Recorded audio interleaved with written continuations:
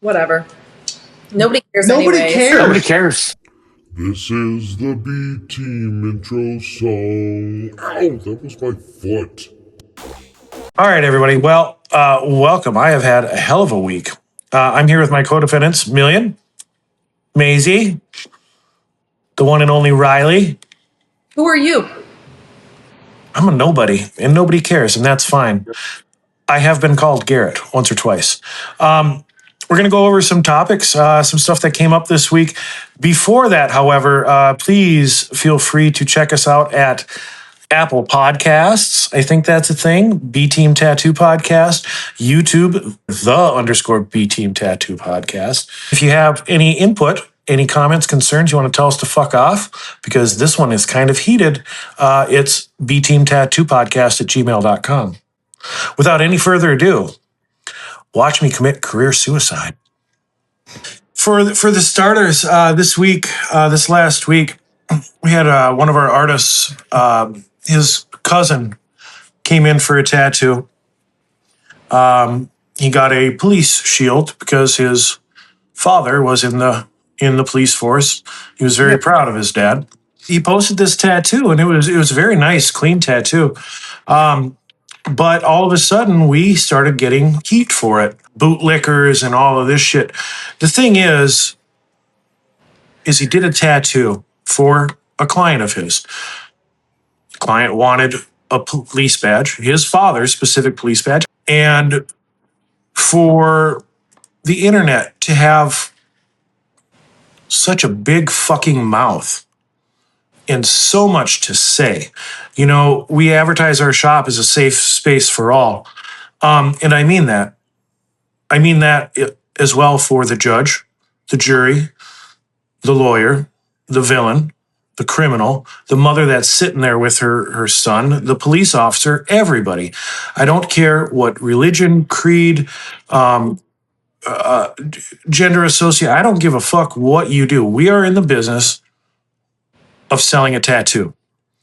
If all of a sudden Target said, we don't sell to people wearing black hats anymore. Mm-hmm. We don't sell to people that go to church on Sundays. We don't sell to librarians. How long do you think that fucking business model would last? Oh, not very long. I get it's a heated topic, and I'm not trying to talk politics or current affairs of the world, and maybe I should be, but I'm not qualified to do that. What I am qualified to do is run a tattoo shop. What I am qualified to do is do what my clients ask of me. What I am qualified to do is do whatever I can to keep my doors open. I don't know. What's your guys' feedback on this? So what you're talking about is cancel culture and controversial tattoos. Is that kind of what we're breaching? Yeah. You know, I thought cancel culture was going by the wayside, and thank God it's dying down a little bit, but it's just really getting sick.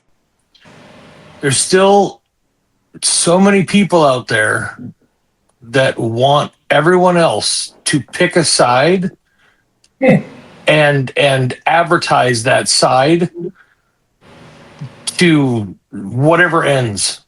They just they want everyone else to pick a side. The more apart they get, the more they come back together and start doing the same shit. So it's just a big circle. It's not a left and a right as much as it is just this big circle around all of us in the middle, just trying to get by. You know, if you're a tattooer, you have a certain line that you will and won't cross, and that's fine. I'm not asking anyone to change their lines. I guess I'm asking people to quit being such fucking pussies. If you don't do this and you don't do that, I that is fine. That's great. But I don't think you need to hate on other people that do. It's not your body. Like, yeah. The people in the comments who are saying that shit about the police badge, like, good thing you don't have it. Good thing you didn't pay for it, you know? I mean, humans are pretty stupid in general, and I don't like humans very much. People I like, but I don't like human beings.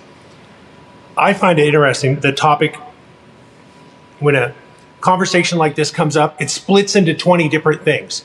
It splits into 20 different ways. So I want to put it in focus in terms that I think about when we're talking about this subject. I think of things very simply, and that's why I can solve problems very easily.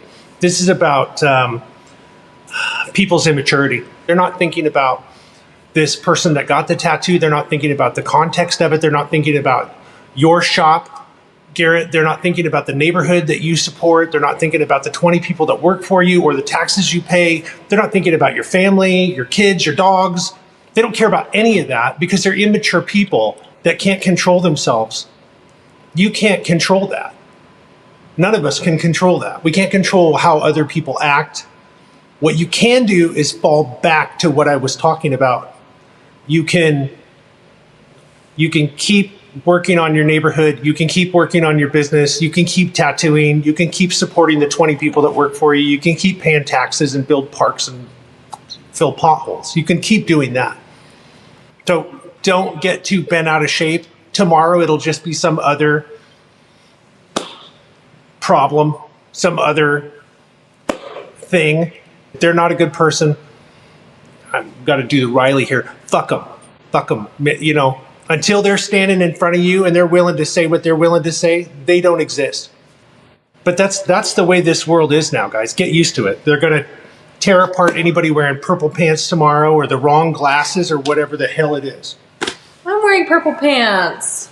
I personally, I don't like tattooing serial killer, stuff. I don't like celebrating murder or anything like that. I've done plenty of them in the past. But I don't enjoy celebrating that. If I choose not to do that, by all means. I guess the point is, what I'm trying to say is anything you do can have some sort of a negative connotation with it that you're completely fucking unaware of. It's no longer safe to do anything, it seems. The studio is called Black Coffin Tattoo. We first opened the door, came in one morning to a 30-minute fucking phone message, back when we had an answering machine, of this gal going off, how we need to be saved by Jesus, or we need to find him. I don't know if she lost him again or what, but just nothing's fucking safe anymore, it seems. Forget all the good, forget all the good that we do. We're the villains, and I just really fucking sick of it.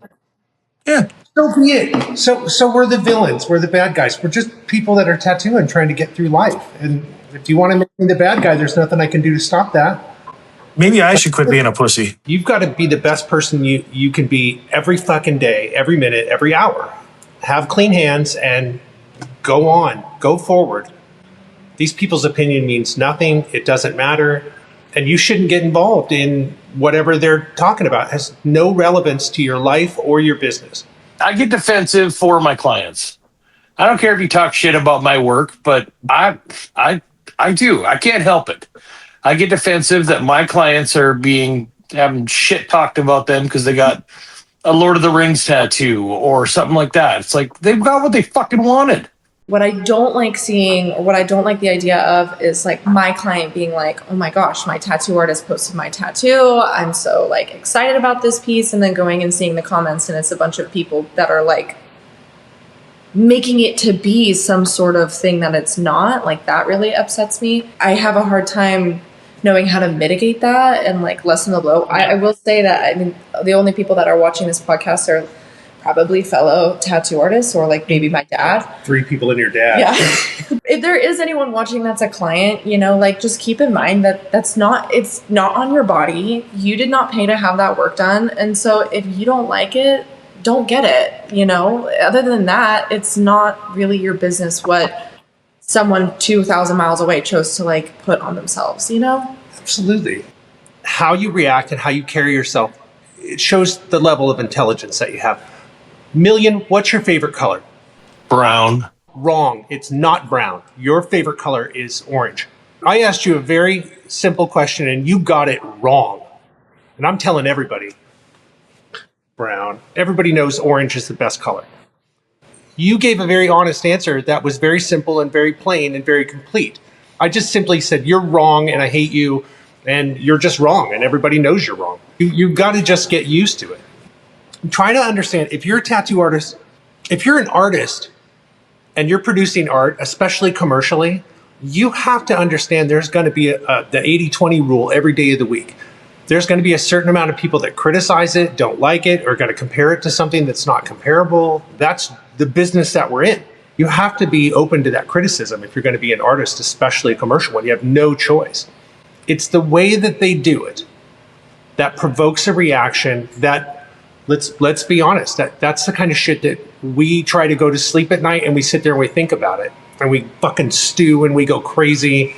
I totally sympathize with where you're at, but it's like, you've got to understand that this is the way the world is now.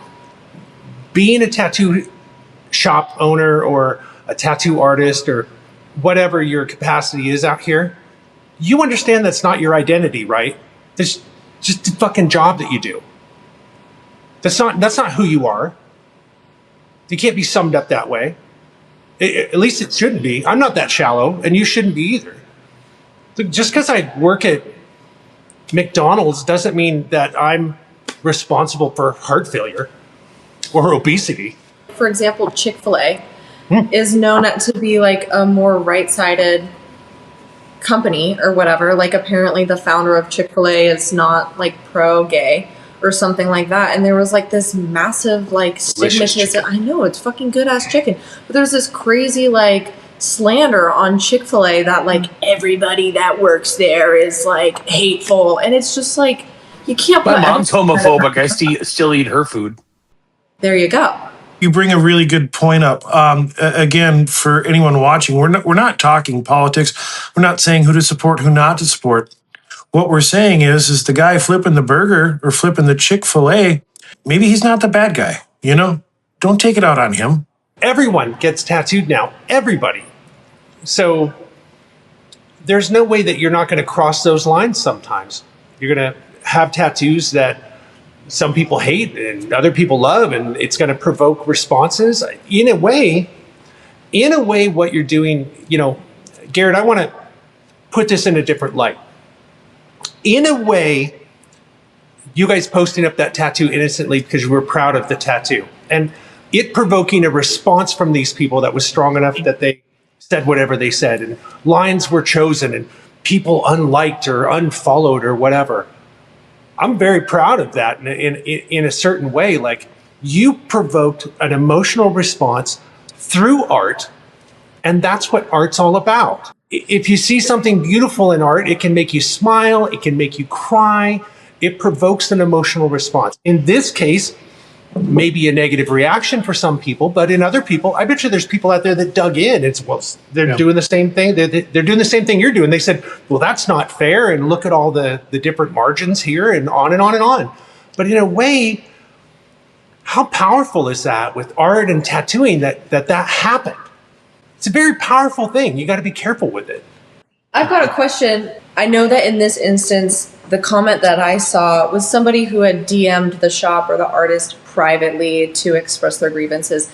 If it were you post this tattoo, let's say same circumstances, if there are people commenting publicly that are giving their opinion or negative feedback on the piece, is that something that you guys delete so that your clients don't have to see that? Do you engage with that, or do you ignore it?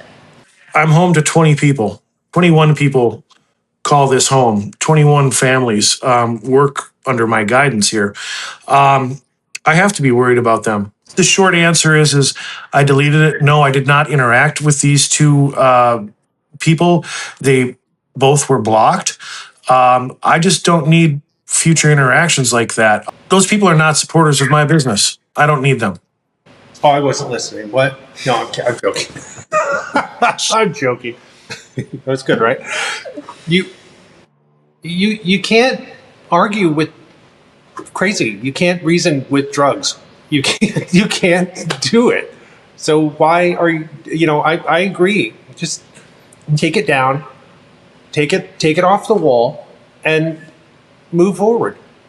Amazingly, I was going through my Facebook and I had a friend of mine with me, and he's going through this stuff and he's getting mad all the time. He's like, look at this, look at what this guy said, look at what this guy did. Oh my God, this guy's a jerk. I'm gonna fucking, you know. And I'm going through mine and I'm like, It's just all cats. Yeah, I don't have any of this horrible shit in my feed. I don't have all this stuff happening. And we had that discussion, and it was like, because when something comes up there and I'm like, well, that's horrible, I don't just pass it on by. I just go unfollow. I don't want to see that. The algorithm is feeding into whatever you're putting into this robot. So when you see something you don't like, get rid of it, unfollow it, unlike it. You see a tattoo artist that you've seen around for years and he says some horrible shit, unfollow him. I have the same thing in life. I don't associate with people that are scumbags. I'm not around people that are horrible people, because if you are, you're not going to be around me. I'm not going to be surrounded by people that suck. I'm going to be surrounded by people that are awesome. And so do the same thing with your Facebook, Instagram, or whatever. There's nothing wrong with that. You get to choose. Get the fuck out or shut up, because I don't want to hear it. But you can do that without leaving an opinionated comment on their page Well, expressing. see, that's the difference. What he's saying is not to resist it, just get rid of it. I think people don't understand when they're talking about politics, or they give that opinion, or they just throw that out there, or whatever, they feel so strongly about it. They're telegraphing their opinion, but they're also telegraphing like their intentions. The sad part is how many of them are just doing it to find support. They're fishing for somebody to agree with them rather than actually standing behind what they believe either. In tattooing, you can't afford to do that. You start pushing your political agendas and questioning things to a person that's sitting there for 3 hours. Dude, think of how horrible that is to morally subject somebody to that shit. Yep. Like, when you start a tattoo, you're 20 minutes into it, you start asking them like serious political questions or about fucking orientations and shit like that. They're held hostage there for another 3 hours having to deal with you. This is fucking horrible. That's the whole point of this business, is to get away from shit and to have fun. Earlier, Chick-fil-A was brought up. I love those sandwiches. They're so good. Mixing politics and business and belief systems really put a fucking dampening on their income. There's people that won't go because of their affiliations. If you're posting politics on your social media, by all means, it's yours. You do whatever the fuck you want. But you're going to polarize your client base. Regardless if you're right, you're wrong, you're left, you're upside down, it doesn't fucking matter. Religion, politics, and hot topics are not for your clients. They're not for your social media. Keep that shit to yourself. Bring it at home to your buddies when you're out at the bar, regardless of your political beliefs. Even if you think you're right, correct, whatever it is, nobody wants to fucking hear it. Riley, if I sat down with you and we were out on a boat in Ireland and you started talking fucking politics, I would probably jump out. I love all you guys, but the first time fucking anything political comes up, like you, I'm deaf. I'm gonna go look at butterflies. A really good friend of mine says, I'm not looking for dimes or pennies or nickels. I'm looking for quarters. The quarters are the kind of friends that I want. The reason people don't have quarters as friends and associates is because they're not willing to take the pennies and the nickels and the dimes and simply throw them on the ground and walk away from them. They go, well, these still hold a value. These are still worth something. So I'm going to hold on to these until I can spend them or trade them for something else. What you need to do is take the pennies and the nickels and the dimes and just throw them on the ground and walk away from them and go pick up quarters. I'd rather have 4 quarters than 10 dimes. Million, I'd like to hear a little bit about what you've been thinking over there in your solitude. Do you want to share? Brown. It's the color of gravy, for Christ's sakes. There's nothing wrong with gravy. All right, I'm starting to warm up to your logic. You're probably right. Well, when it comes to food, we're going to always agree, my friend. And that's how fast you can spin it out of a political conversation. I was thinking about, as we've been talking about from a tattooer's perspective, like, don't be that guy and don't let that come at you and stuff like that. But when you're sitting in a chair and you have some passionate person that starts doing that stuff, you can either just sit, listen to them, and just be done with it. Finish your tattoo, they get quiet, and then they start prodding on you, and it just makes it all weird. Or you can switch it to something more enjoyable, like food, something that you actually enjoy and can talk about. It doesn't matter what you do, but try to find something that you actually are happy about and enjoy talking about can get you out of that creepy quiet moment, but also lean into avoiding the more hot topic buttons and just guide your conversation. Like, don't let them start. You guide the conversation. Or if you can't talk and tattoo at the same time, tell them that, put your headphones on and disappear into a nice audiobook by Charles Dickens. I'm very upfront with my clients with that stuff. If politics come up, I tell them right off the bat, politics, this isn't the place for it. I shut it down for a lot of reasons, regardless of what my belief is or my position. The client in my buddy's chair next to me maybe is only catching half of the fucking conversation, where I'm sitting here letting this guy go on and on about whatever.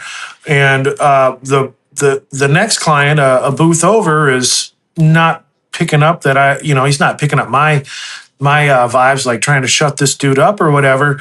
And now all of a sudden I'm looped in with this conversation. Oh, I was sitting there and I sat next to them and they had talked about so on and so forth for the next 3 hours. And I fucking hate steak because God damn it, I want asparagus, whatever the fuck it is. You really need to take control of your booth, and your surroundings. It's not just your client. It's the other clients next to you. I've seen it a few times where women would come in to get tattoos, maybe on their chest, and they'll they're like, well, you want privacy screens? And they're like, no, I'm good. I'm fine. Okay, you're comfortable with that. But you know what? The 4 other people here might not be. You have to watch out for the betterment of everybody in there. Yeah, okay, your client wants to go topless. No. Protect yourself, protect your other clients in the studio, protect your other artists. Kill these conversations when they come up. I will say for me personally, I tend to go with millions. What you were talking about like diverting the conversation as opposed to cutting it off, I tend to start there. And the reason that I do that is because I want it to be a safe space for the other 8 people in the room, but I also want it to feel like a safe space for my clients. So instead of shutting it down or disregarding what they have to say, I try to pivot the conversation a little bit more casually so that I can move on from that without making them feel small or belittling them or anything like that. And then if I can't get that result from just simply talking about hot dogs and steak and gravy, then I will at that point go to what you're talking about, Garrett, and just be like, you know what, we gotta stop this conversation. I have had to do that before, but my first op is always to try to just pivot, not address it at all, so that not only do the other 4 people not feel comfortable, but ideally the person that's in my chair doesn't feel uncomfortable or stupid either. Maisie, you're just the best of both of us, aren't you? I'm the perfect love child between the 2 of you. Very smart. I think this is happening all over the place. I think people are frustrated with it, and that needs to be talked about. Nobody said life was going to be fair. And if somebody told you life was going to be fair, they lied to you, and you should punch them in the throat because life is not fair. I think it's really cool that we were able to talk about this controversial subject about the police badge and everything without any of us sharing how we actually, whether or not we agree or disagree with that. I think that that's so important, and I think that that's... Oh, we didn't, did we? This conversation is a perfect example of ideally how other people should be moving in the real world. You can address something without having to turn it into well, I'm right and you're wrong. Now that you've said that, here's my opinion on the whole fucking thing. I think